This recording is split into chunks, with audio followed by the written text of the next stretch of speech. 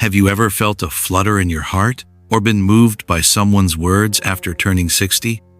There are words that may seem caring at first, but beneath them lie darker intentions that can slowly erode your peace, confidence, and self-connection. In relationships after 60, when seeking companionship, certain phrases should raise alarm bells, drowning out any loneliness or desire for connection. I'm Vernon, and making this video was a difficult decision for me. As men, many often don't want women to uncover these truths. But after the hard lessons I learned from my own failed marriage, I feel it's important to share what I've learned. In today's video, I'll reveal 5 things men might say that actually reflect the painful truth. They don't love you as you deserve. If you hear these words, it's time to walk away. Staying with a man who says these things is wasting the precious time you still have after 60. Pay attention, particularly for the third warning. It contains an insight about control disguised as wisdom that has helped countless individuals recognize manipulation before it destroys their sense of self. Modern psychology reveals a troubling paradox. Life experiences that should make us wiser can also make us more vulnerable to manipulation. Today's exploration isn't about becoming cynical or building walls around your heart. Instead, I hope you consider these 5 things as sophisticated red flags that can help you distinguish between genuine love and manipulative control before emotional damage occurs. Please support me by hit like and subscribe to the channel for more valuable insights. Make sure to turn on notifications so you can stay updated on content that empowers you to recognize and navigate life's challenges. Let's begin our exploration with the first warning phrase, one that systematically undermines your emotional reality. Warning number 1. You're too sensitive. The erosion of emotional validity. A key warning emerges when your emotional experience is dismissed.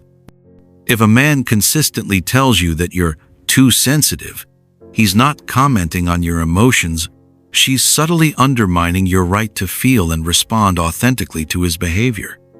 Dorothy, a 67-year-old retired nurse who came to one of my workshops feeling confused and diminished. Her partner of 3 years constantly tells her that she's overreacting. When he speaks harshly to her or dismisses her concerns, and she expresses hurt, he sighs and says, "I'm too sensitive for someone my age." She started questioning whether her feelings are valid at all. What Dorothy was experiencing is what psychologists call emotional invalidation, a form of psychological manipulation where your natural responses to hurtful behavior are reframed as character flaws. The ancient Stoic philosopher Marcus Aurelius wrote, "You have power over your mind, not outside events. Realize this, and you will find strength." Studies conducted by the American Psychological Association show that emotional invalidation can deeply affect psychological well-being, especially in older adults coping with losses and transitions. Chronic emotional invalidation often leads to learned helplessness, where individuals struggle to trust their own judgments and responses. The insidious nature of this phrase lies in its apparent reasonableness. When "you're too sensitive" becomes a consistent response to your legitimate concerns, it's not feedback. It's manipulation designed to make you question your reality. To address emotional invalidation, it's crucial to set clear boundaries and assert your feelings confidently. When confronted with phrases like, "you're too sensitive," remind yourself that your feelings are valid. It may help to calmly say, "I understand you have a different perspective, but my feelings are real, and they deserve respect." This allows you to reclaim your emotional validity and protect your mental well-being. If you find yourself constantly apologizing for having feelings, or if you've started censoring your emotional responses to avoid being labeled as too sensitive, these are red flags worthy of serious consideration. Trust your emotional responses. They are often your wisest guides to what's actually happening in your relationships, regardless of how others attempt to frame your reactions. By recognizing this manipulation, you can begin to take back control of your emotional responses and start setting healthier boundaries. We'll move on to the second warning sign that could reveal deeper issues in your relationship. Warning number 2. At your age, you should be grateful, the weapon of diminished worth. When someone tells you that, at your age, you should be grateful for whatever treatment they're offering, they're revealing something profound about how they view your worth, and it has nothing to do with love or respect. Eleanor, my best friend, a 72-year-old widow who began dating after being alone for 5 years. She met Harold through a senior center, and initially he seemed kind and attentive, but gradually his behavior shifted. He would arrive late without apology, cancel plans last minute, and speak dismissively to her in public. When Eleanor expressed her concerns, Harold's response was consistent that at her age, she should be grateful that any man wants to spend time with her. Most women her age are alone. This phrase is particularly insidious because it exploits two vulnerabilities that many people face after 60. The fear of being alone and society's ageist messages about diminished worth with advancing years.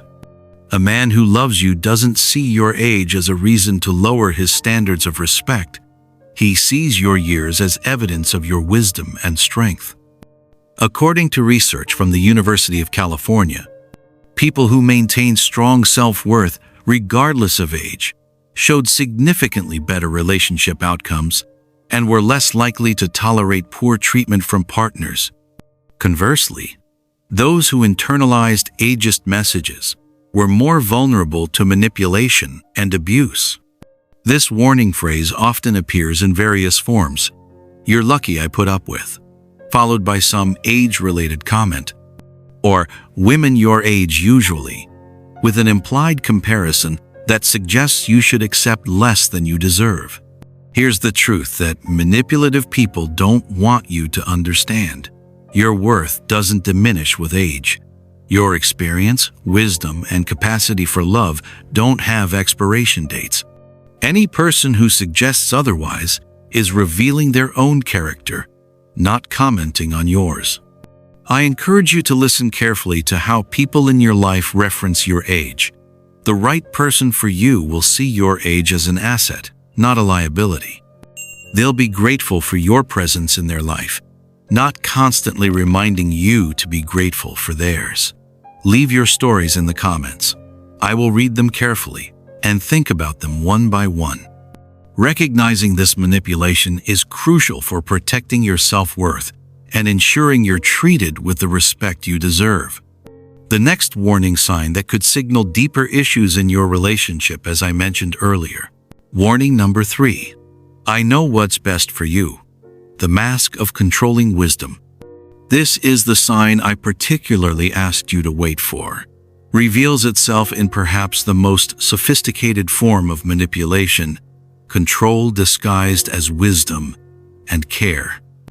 When a man consistently tells you, "I know what's best for you," he's not offering guidance. He's claiming ownership of your decision-making capacity and positioning himself as the authority over your life. I learned this hard lesson in my own relationship with my ex-wife. Initially, she appreciated what seemed like my thoughtful concern for her well-being. I'd research her medical treatments, suggest changes to her finances, and offer guidance on her social choices. But gradually, she began to feel that my so-called wisdom was actually diminishing her autonomy. As a man, I understand how we often think we're doing what's best. But the truth is, when men like me say things like, "This is what's best for you," what we're really saying is, "I want to be in control." Honestly, I've paid the price for that mindset. My ex-wife was open with me about the real reason she signed the divorce papers. It was because of the constant reminders the repeated words and actions that made her feel like I was trying to control her. I didn't see it at the time, but looking back, I can clearly see how those words were slowly suffocating the very love I was trying to protect. This warning is particularly dangerous because it exploits our natural respect for wisdom and experience. The Journal of Elder Abuse and Neglect highlights that benevolent control is among the most frequently unrecognized forms of elder abuse. It found that perpetrators often position themselves as caring advisors, while systematically undermining their partner's independence and decision-making capacity. The sophisticated aspect of this manipulation is that it often contains grains of truth or genuine concern. James might have had valid points about some financial decisions, and Robert might have possessed useful knowledge. But the pattern, the consistent positioning of himself as the authority, and her as the one who needs guidance, transforms potentially helpful input into control. Here's how to distinguish between genuine care and manipulative control. Healthy partners offer perspectives and support your decision-making process. They might say, "Here's what I've learned about this situation, but ultimately it's your choice, and I'll support whatever you decide." Manipulative partners position themselves as the decision makers. "I know what's best for you, and if you don't follow my advice, you'll regret it." Do you feel empowered and supported in making your own decisions, or do you feel diminished and dependent on someone else's superior wisdom? Anyone who consistently suggests you can't trust your own judgment is not offering wisdom. They're offering control disguised as care. Warning number 4. No one else would want you. The poison of manufactured desperation. My friend Helen experienced the devastating effects of this manipulation firsthand. After her husband of 40 years passed away, she eventually began a relationship with a man who seemed understanding of her grief. But whenever she didn't meet his expectations perfectly, like she needed time alone or wasn't interested in intimacy on his schedule, he would remind her that most men wouldn't want a widow with her emotional baggage, or that at her age and with her figure, she should be realistic about her options. The fourth warning strikes at the heart of our deepest fears about lovability and connection. When someone tells you that no one else would want you, they're not making an observation, they're manufacturing desperation to trap you in an unhealthy dynamic. This phrase represents perhaps the cruelest form of psychological manipulation, because it weaponizes the very human need for love and belonging against you. The ancient Stoic philosopher Seneca wrote, "It is equally faulty to trust everyone and to trust no one." This wisdom applies perfectly to relationships. We should neither be naive about people's intentions nor accept artificial limitations on our worthiness of love and respect. Helen's transformation began when she realized something profound.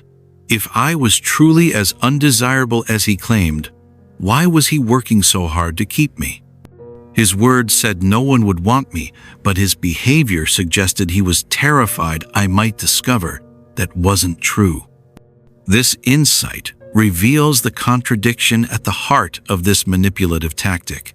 If you were truly as undesirable as someone claims, they wouldn't need to constantly remind you of it. They wouldn't worry about losing you. The very fact that they're working to convince you that you have no options suggests they know you do. Here's what healthy love sounds like. "I feel grateful every day that you choose to be with me." Or, "I know you could be with anyone, and I'm honored you're with me." Contrast this with manipulation. "You're lucky I want you, because no one else would." When someone genuinely loves and values you, they enhance your sense of your own worth. They don't convince you that you're lucky they're willing to tolerate you. If you found this insight helpful, be sure to share and comment below with your thoughts. Your feedback helps spread this message of empowerment to others who may need it. Now we dive into the final sign, one that can be just as damaging, but often goes unnoticed until it's too late. Warning number 5. You're imagining things. The cruelty of gaslighting. The final warning is one of the most psychologically damaging phrases. When someone consistently tells you, "You're imagining things." This is what psychologists call gaslighting, a calculated attempt to make you doubt your own perception of reality. What makes this form of manipulation particularly devastating is that it directly attacks your ability to trust yourself and make sense of your own experiences. Over time, it can leave you questioning not just what's happening in the moment, but also your judgment in every situation. The term gaslighting comes from a 1944 film in which a husband deliberately manipulates his wife's environment while denying her perceptions, pushing her to question her sanity. Modern psychology identifies gaslighting as one of the most harmful forms of emotional abuse because it doesn't just hurt in the present, it can shatter your confidence in your own reality for years to come. What makes gaslighting so insidious is that it often includes just enough doubt to seem plausible. After all, we all forget things or misremember occasionally. As we age, it's natural to have concerns about cognitive changes. However, there's a crucial difference between occasionally being wrong about small details and having someone consistently tell you that your perceptions of their behavior are imaginary. Take a moment to reflect on the implications of this. When a man repeatedly tells you, "You're imagining things," it's not simply an argument over details, it's a methodical attempt to discredit your reality and put the blame on you. Over time, these phrases can make you feel like your thoughts, feelings, and experiences don't matter. For instance, a healthy partner might say, "I remember that differently. Let's talk about what really happened." But a gaslighter says, "You're imagining things. That never happened. You're just being paranoid." This isn't about honest disagreement. It's about systematically undermining your trust in your own experiences. The true danger of gaslighting is not just in the moment, but in the long-term effect. Repeated exposure to this kind of manipulation can leave you feeling isolated and disconnected, unsure of whether your reactions are valid. The more you hear, "You're imagining things," the more you begin to doubt your own perception. Eventually, you start to internalize it, accepting that maybe you are wrong, or that maybe your emotions are unjustified. And over time, you become less confident, less assertive, and less aware of what you truly need and want from the relationship. The antidote to gaslighting is what I call reality anchoring, keeping trusted friends, family members, or counselors informed about your experiences, so you have external validation of your perceptions. If someone consistently tells you that your memories, perceptions, or concerns are imaginary, especially when those concerns relate to their behavior, this is a red flag that should not be ignored. It's a clear attempt to control you by convincing you that your sense of reality is flawed.